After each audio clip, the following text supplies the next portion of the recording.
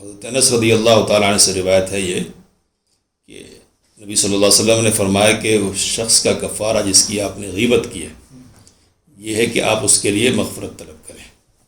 تو جس کی غیبت کی گئی ہے اس کے لیے استغفار طلب کرنے کی بات اس حدیث سے معلوم ہو رہی ہے، لیکن روایت سندی اعتبار سے کیا ہے؟ ضعیف ہے نا.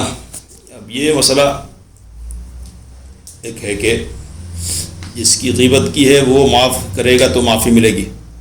اس سے پہلے بات آ چکی ہے ہمارے سامنے، ہے نا، کہ حضرت عمر اور حضرت ابو بکر رضی اللہ عنہما نے اپنے ایک نوکر خدمت گزار کی غیبت کی تھی، یہ کہتے ہو کہ یہ تو بالکل گھر کی طرح سوتا ہے سفر میں. تو نبی صلی اللہ علیہ وسلم نے کہا کہ تم نے اپنے بھائی کا گوشت کھایا ہے؟ تو کہا کہ اللہ کے رسول صلی اللہ علیہ وسلم آپ مغفرت طلب کیجیے ہمارے لیے. تو کہا کہ میں نہیں مغفرت طلب کروں گا، جس کی غیبت تم لوگوں نے کی ہے وہ مغفرت طلب کرے گا، ہے نا. اور کیا الغیبت اشد من الزنا، غیبت کیا ہے؟ زنا سے بھی شدید تر ہے، سخت ہے. اس لیے تو زنا کرنے والا توبہ کرے اللہ تعالیٰ اس کو معاف کر دے. وَإِنَّ صَاحِبَ الْغِیبَةِ لَا يُسْتَغْفَرَ لَهُ حَتَّى يَغْفِرَ لَهُ صَاحِبُهُ، جبکہ غیبت کرنے والے کی معافی اس وقت تک نہیں ہوگی جب تک کہ وہ شخص مغفرت طلب نہ کرے جس کی اس نے غیبت کی ہے. تو یہ ایک صورتحال ہے. اب یہاں جس صورتحال کا ذکر ہے وہ یہ ہے کہ جس کی غیبت کر دی ہے ہم اس کے لیے مغفرت طلب کریں، ہے نا. تو اب یہ روایت تو سندی اعتبار سے ضعیف ہے نا. کہہ رہے کہ فیہ کفایت عن طلب الاستحلال والاعتذار، کہ اگر ہم مغفرت طلب کر لیں جس کی غیبت ہم نے کی ہے تو اس سے حلال ہونا طلب کرنا ہے، یا آپ مجھے معاف کر دیجئے میں نے آپ کی غیبت کی تھی وغیرہ. حدیث ہے نا کہ اپنے آپ کو حلال کر لو دنیا ہی میں. تو حلال کرنے کی جو بات ہے وہ ختم ہو جاتی ہے، اس کی ضرورت نہیں رہ جائے گی. امام ابن القیم رحمۃ اللہ علیہ کہتے ہیں کہ اس مسئلے میں علماء کے دو اقوال ہیں، ہے نا. اور کہتے ہیں کہ ہما روایتان عن الامام احمد، اور یہ امام احمد سے دو روایتیں، اور وہ یہ کہ حل یکفی فی التوبۃ من الغیبہ الاستغفار للمغتاب، کہ کیا غیبت کے سلسلے میں توبہ کے لیے یہ بات کافی ہے کہ جس کی غیبت کی گئی ہے اس کے لیے مغفرت طلب کر لی جائے، یا ضروری ہے کہ اس کو بتلایا جائے اور اس سے حلال ہونا طلب کیا جائے؟ سمجھ رہے بات؟ مغفرت طلب کر لینا اس کے لیے استغفار کر لینا کافی ہے، یا یہ ضروری ہے کہ اس کو بتلایا جائے اور پھر اس سے معافی مانگی جائے، حلال کرنے کی گزارش کی جائے اس سے؟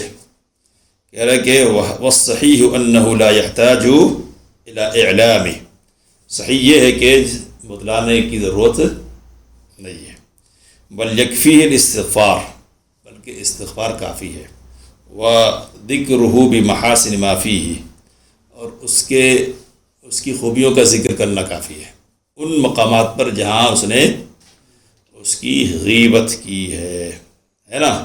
کہہ رہے کہ یہی امام ابن تیمیہ رحمۃ اللہ علیہ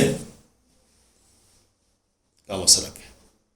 تو امام ابن تیمیہ رحمۃ اللہ علیہ نے اسی بات کو پسند کیا ہے کہ بتلایا نہیں جائے بلکہ استغفار کر لی جائے. والذی قالوا لا بد من اعلامہ، اور جن لوگوں نے کہا کہ نہیں بتلانا ضروری ہے تو کہتے ہیں کہ جعل الغیبہ کالحقوق المالیہ، انہوں نے غیبت کو حقوق مالیہ کی طرح کر دیا ہے، غیبت کو حقوق مالیہ کی طرح کر دیا. حقوق مالیہ سمجھ رہے نا، مالی حقوق کی طرح.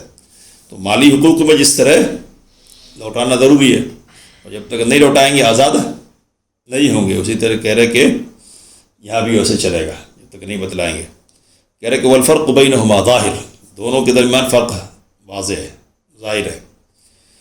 فإن الحقوق المالیہ ينتفع المظلوم بعود نظیر مظلمتہ الیہ، اس لیے کہ مالی حقوق کی جہاں تک بات ہے تو جب لوٹائیں گے دے دیں گے تو مظلوم اس سے فائدہ اٹھائے گا.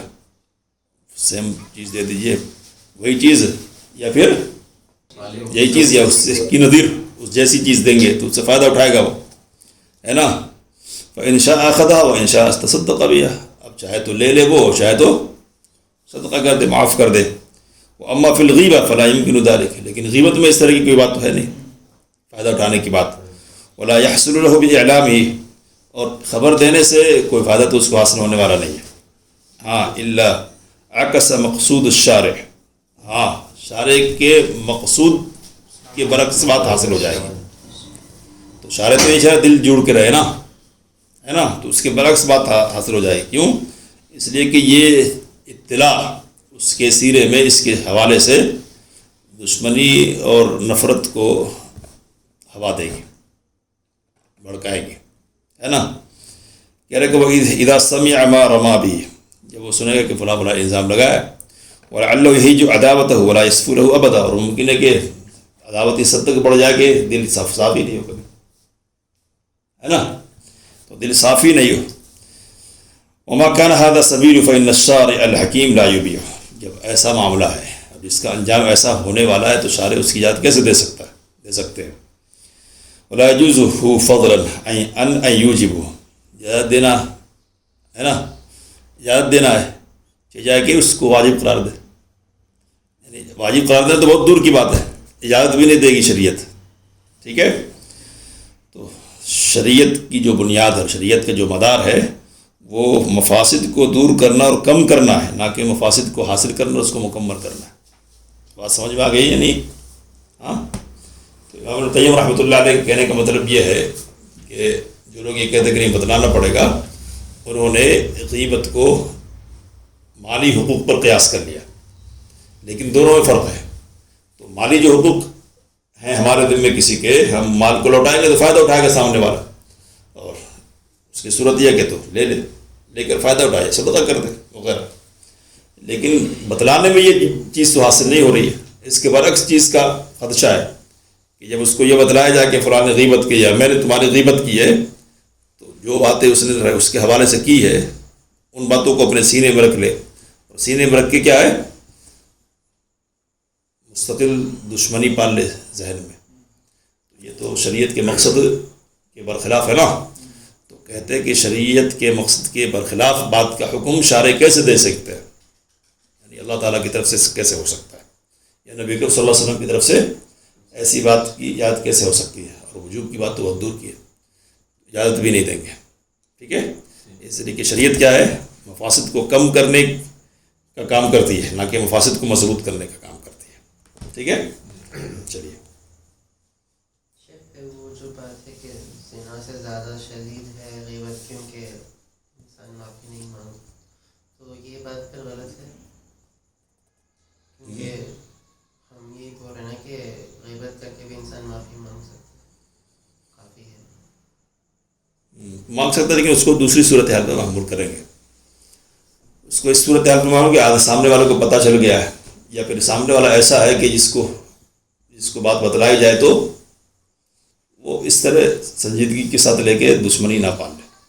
تو اگر یہ معاملہ ہے تو کہنے میں کوئی حرج نہیں ہے. اب اس سے پہلے ایک مثال دی تھی نا امام بخاری رحمۃ اللہ علیہ کی، کہ اپنے استاذ کی خدمت میں حاضر ہوئے، استاد نابی نہ تھے، تو کہا کہ مجھے معاف کر دیجیے. تو کہا کہ تم سے کیا غلطی ہوگی، تم سے کیا غلطی ہو سکتی ہے میرے حق میں؟ تو کہا کہ ایک دن آپ حدیث بیان کر رہے تھے اور شدت جوش کی شدت میں، کیا کہتے ہیں اس کو، جذبے میں عجیب و غریب انداز میں سر ہلا رہے تھے. تو یہ کیفیت جب میں نے دیکھی تو مجھے ہنسی آ گئی تھی، ہے نا.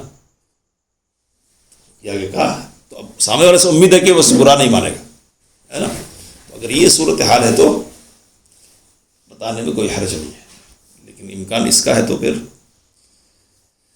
نہیں بتائیں گے. عام لوگوں کے سامنے یہ بات کہنا بہتر نہیں ہے کہ غیبت زنا سے زیادہ شاید لوگ زنا میں چھوٹا سمجھیں گے. دیکھیے سر میں یہ بتا چھوٹا، اس کی شدت بتانا ہے، اس کی شدت بتانا مقصود ہے، اس کی خفت بتانا مقصود نہیں ہے.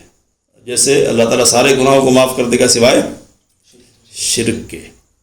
تو اس کا یہ مطلب نہیں کہ سارے گناہ چھوٹے ہیں اور کرنا چاہیے، یہ مطلب نہیں ہے.